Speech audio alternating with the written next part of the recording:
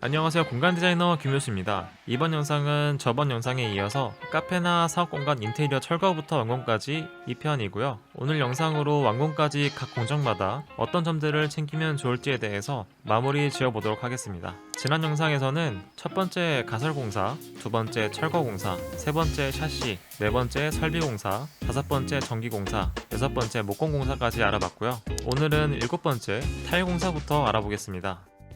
타일 공사는 화장실과 홀을 분리하는 가벽이 처음부터 있다면 방수공사 이후에 바로 하시면 되고요. 만약에 홀이나 다른 곳에 타일 마감이 있다면 지금 같이 하시면 되겠습니다. 타일 마감을 할 때 보통 쭈꾸미라고 해서 레미탈로 바닥에 기울기를 잡고 작업을 하는데요. 이때 타일 작업자가 배수관을 막아놓고 하는지 꼭 체크를 해야 합니다. 별거 아닌 것 같지만 나중에 완공하고 나서 레미탈이 배관 속에서 굳어버려서 물을 쓰자마자 막혀버리는 불상사가 일어나기 쉽습니다. 그리고 비용적으로 꿀팁을 하나 드리자면 타일 공사를 할 때 보통 크게 두 가지 공정이 있죠. 타일 붙이기와 매지 넣기. 보통 잘 모르시는 분들은 타일공한테 이 두 작업을 다 시키는 경우가 많은데요. 물론 공사의 양이 적다면 상관없지만 어느 정도 양이 된다면 매지는 매지만 넣으시는 이모님들을 섭외해서 작업하시는 걸 추천드립니다. 왜냐하면 노인비가 1.5배 이상 차이가 나기 때문입니다. 여덟 번째는 벽 천장 제작 가구의 최종 마감인데요. 이때 손님들이 들어왔을 때 보게 되는 최종 마감을 한다고 보시면 됩니다.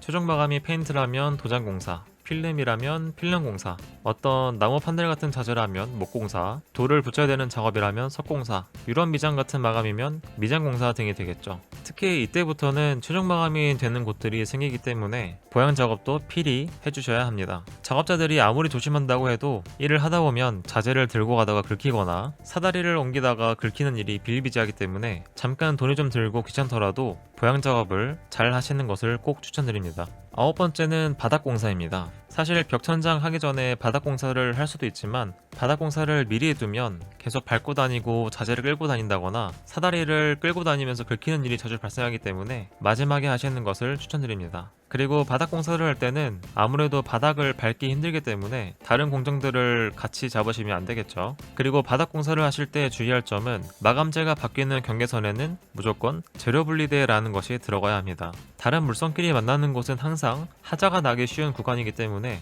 바닥 공사를 하기 전에 금속으로 된 재료 분리대를 먼저 씹어놓고 공사를 하시길 추천드립니다. 그리고 바닥 공사를 하고 나면 바닥 역시 최종 마감이 끝난 상태이기 때문에 바닥 보양을 해두면 나중에 이동 가구나 집기류들이 들어올 때 바닥이 손상될 일이 적어지겠죠. 열 번째는 마무리 전기공사와 설비공사입니다. 전기공사는 콘센트 커버나 스위치 커버, 조명들을 취부하면 되고요. 설비공사는 수전이나 위생도기들을 설치해 주시면 되는데 화장실 위생도기 같은 경우는 타일 매직까지 다 끝났다면 미리 하셔도 좋습니다. 그리고 되도록이면 이 두 팀이 있을 타이밍에 커피 머신이나 집기류들을 들여오시는 것을 추천드립니다. 왜냐하면 아무래도 사람이 하는 일이다 보니 커피 머신이나 집기류 설치 기준에 조금 미흡한 부분들이 있을 수 있기 때문에 설비팀이나 전기팀이 같이 있다면 바로바로 고치기 용이하겠죠. 그리고 마지막으로 11번째는 중공청소, 잔손보기, 이동가구와 인테리어 소품 배치 등이 되겠네요. 보통 잔손보기 할 때는 곳곳에 마감이 지저분한 곳에 실리콘으로 마감을 한다든지 나무로 마감한 곳들 중에 찍힌 부분은 우드 퍼티로 조금 보수를 한다든지 도장 공사를 하면서 페인트가 튄 부분을 좀 닦아준다든지 페인트 마감을 하고 공사를 하다가 조금 지저분해진 곳을 다시 리터치를 한다든지 이런 일들을 하게 됩니다. 가끔 시간이 없어서 잔손 보는 시간 없이 급하게 오픈하는 경우가 생기는데 잔손을 볼 시간은 꼭 하루라도 챙기시는 것을 추천드립니다. 자, 이렇게 두 편에 걸쳐서 카페나 사업공간 인테리어를 처음부터 끝까지 한번 살펴보았는데요. 전체적인 그림을 그리시는데 도움이 되셨는지 모르겠습니다.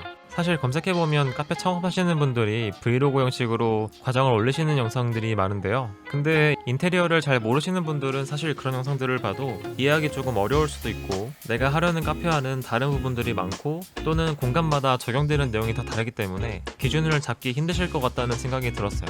물론 이 영상만을 가지고 인테리어를 모두 이해하시기엔 힘드시겠지만 적어도 막연한 두려움은 사라지셨을 거라고 생각합니다. 앞으로도 카페나 사업공간 창업을 꿈꾸는 분들에게 공간 디자이너로서 많은 정보들을 드릴 예정이니까요. 구독하시고 많은 정보들을 얻어가셨으면 좋겠습니다.